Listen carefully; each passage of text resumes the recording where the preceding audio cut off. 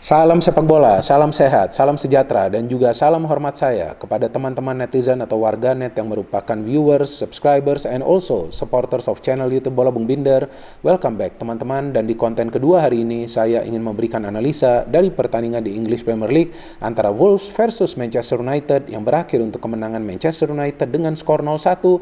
Dengan kemenangan ini teman-teman berarti untuk pertama kalinya musim ini Manchester United berhasil masuk ke zona top 4 alias zona 4 besar, karena untuk sementara ini Manchester United berada di peringkat nomor 4 di klasmen English Premier League.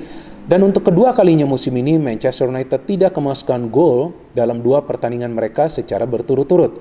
Setelah sebelumnya pada bulan Oktober MU tidak kemasukan gol lawan Newcastle dan Tottenham Hotspur, maka kali ini MU tidak kemasukan gol lawan Nottingham Forest dan juga lawan Wolves. Saya baru saja nonton pertandingan ini teman-teman, dan saya sangat amat terkesan dengan permainan dari Manchester United. Kalau menurut hemat saya, para pemain MU ini bermain secara efisien dan juga efektif. Maka itu sekarang kita bisa melihat bahwa cukup sulit bagi para pemain tim lawan untuk mencetak gol ke gawang Manchester United, karena jumlah peluang mereka sudah tidak bisa banyak seperti di awal musim. Dan jika mereka bisa menciptakan peluang, maka mereka tetap akan kesulitan untuk membobol gawang dari De Gea yang semakin hari semakin baik performanya. Ini kira-kira Luis Enrique nyesel gak ya gak bawa De Gea ke Piala Dunia? Karena performa dia sekarang semakin baik loh teman-teman. Artinya ya semua ini berkat tangan dingin dari pelatih baru Manchester United, Erik ten Hag, yang sekarang juga kita kenal sebagai sosok yang sangat amat tegas. Artinya jika ada pemain dari MU yang dia nilai melanggar aturan, maka bisa jadi dia tidak akan memainkan pemain tersebut dari awal. Dan jika ada pemain MU yang menurut dia performanya tidak konsisten, bahkan tidak bisa memberikan kontribusi atau sering melakukan kesalahan, maka juga akan dia cadangkan. Seperti yang dia lakukan di pertandingan ini. Saya kaget juga ketika saya melihat line up dan tidak ada nama dari Marcus Rashford di starting 11. Karena Rashford ini kan adalah pemain penting di MU ya teman-teman ya. Apalagi sekarang sudah tidak ada Ronaldo. Artinya opsinya semakin minim bagi Erik ten Hag. Saya ngecek, loh ini kenapa ini Rashford ini kok gak main? Adanya di bangku cadangan, mungkin cedera ya. Ternyata karena masalah disiplin. Jadi hebat juga nih Erik ten Hag ya, dia percaya diri banget nih. Bahkan Harry Maguire yang sebetulnya sudah available, sudah siap, tapi juga tidak dia mainkan. Padahal juga kita tahu bahwa Lisandro Martinez kan belum kembali ke klub, tapi tetap dia memilih Luke Shaw, yang memang sih di pertandingan sebelumnya lawan Forest bermain bagus, tapi kan kali ini lawan Wolves, yang meskipun saat ini berada di zona papan bawah, tapi secara permainan sebetulnya nggak buruk-buruk amat juga sih. Dan memang Wolves kan juga mendapatkan 3 peluang di pertandingan ini, maka itu yang tadi saya katakan De Gea performanya semakin bagus, dia melakukan 3 penyelamatan yang krusial, apalagi itu yang dari Raul Jimenez. Saya kira itu udah gol, tetap dia masih bisa save loh teman-teman. Jadi ini sekarang perlahan-lahan permainan dari MU semakin membaik dan performa dari para pemain semakin membaik. Marcus Rashford saja sekarang sudah mencetak lebih banyak gol di Premier League dibandingkan musim lalu. De Gea melakukan lebih banyak saves yang krusial. Bruno Fernandes lebih banyak umpan-umpan kunci, meskipun saya masih melihat kadang-kadang dia pemain yang egois. Seperti tadi dia sudah mendapatkan peluang sebetulnya untuk memberikan assist, tapi dia milih shooting, ternyata bisa di-save oleh kiper dari Wolves.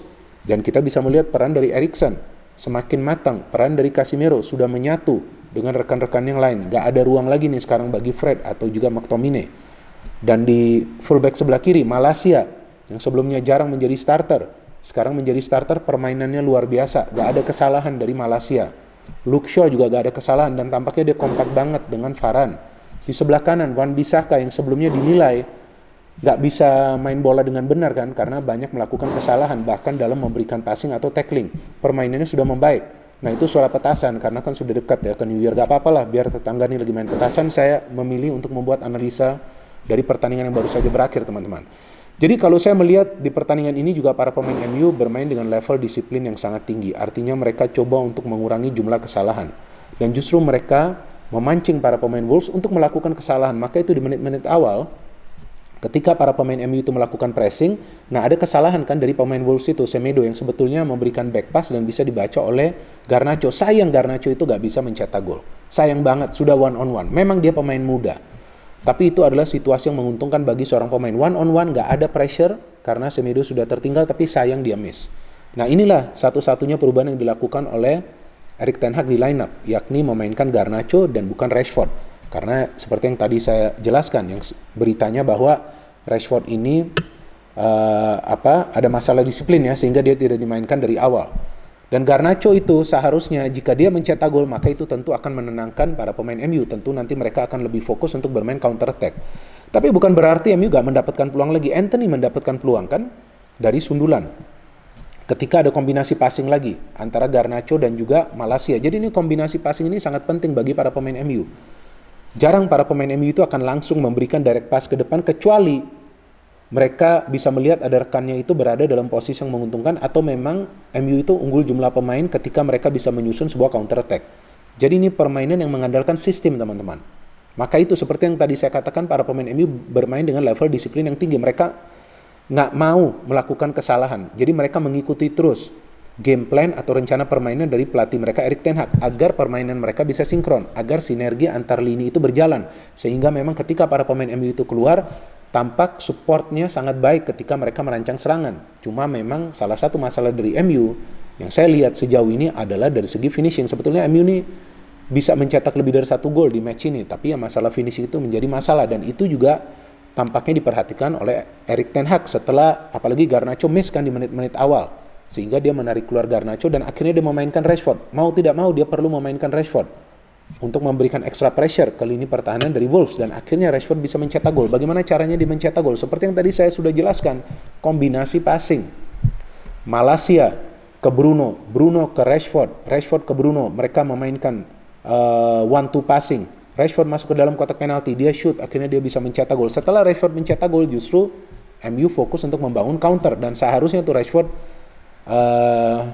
sudah mencetak gol itu kan, tapi sayang terkena handball ya.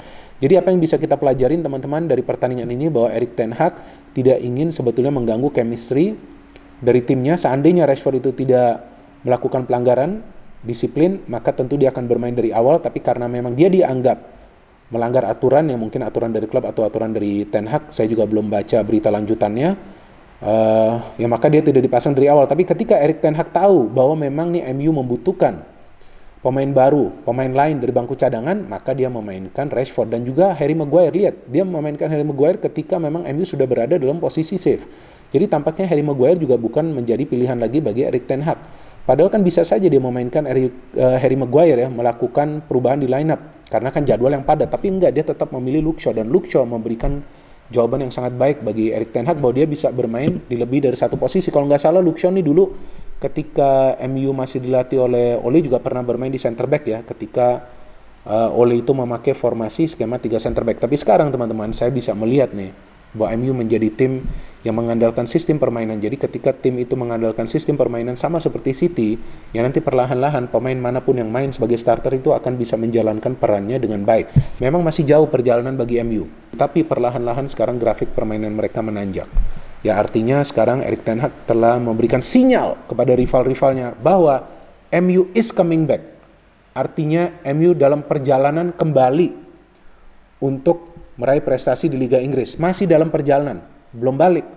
Jadi MU is coming back, belum MU is back, coming back. Jadi akan membutuhkan waktu. Namun sekarang kita sudah bisa melihat progres yang luar biasa dari MU, dan seandainya Erik ten Hag bisa mendapatkan pemain-pemain yang dia incar di awal musim, bukan tidak mungkin MU justru sekarang bisa berada di peringkat yang jauh lebih tinggi daripada di peringkat nomor 4. Tapi sudah masuk ke top 4 sudah bagus. Rekor defense mereka cukup bagus, baru kemasukan 20 gol. Memang mereka belum produktif. Seandainya mereka mendapatkan striker baru, kita tunggu nanti apakah mereka akan mendapatkan striker baru di bulan Januari. Jika mereka dapat striker dan striker itu bisa cepat adaptasi, maka baru MU bisa mencetak banyak gol nanti di setiap pertandingan mereka.